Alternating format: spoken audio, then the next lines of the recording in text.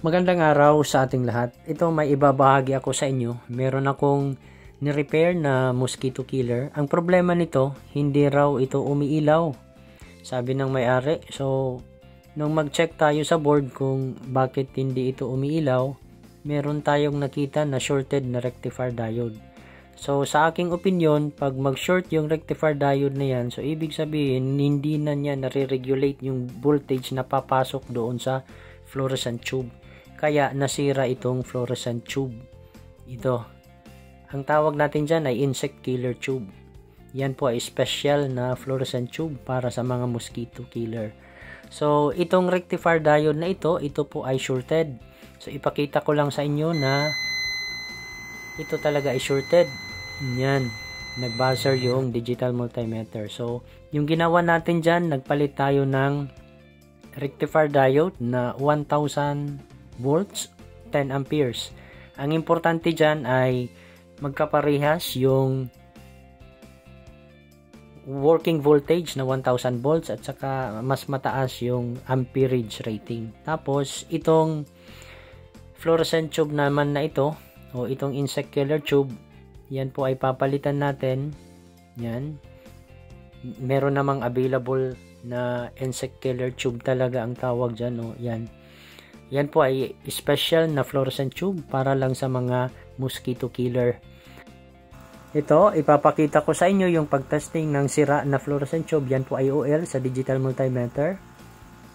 Nung ilipat natin doon sa bago na insect killer tube, yan po ay meron tayong resistance na nasukat. Yan. So, ito na-set up na natin. Bale, na ibalik na natin yung kanyang circuit board. At paalala lang, wag po tayong basta hahawak dito sa part na ito dahil napakataas po ng voltage na mahawakan natin dito. Okay? So, bali na ikabit na natin yung insect killer tube. Andyan po yan sa gitna. Pakita ko lang yung setup nito. Ayan. Yung kabilang terminals naman po ay yan po ay makikita dito sa ibaba. Okay?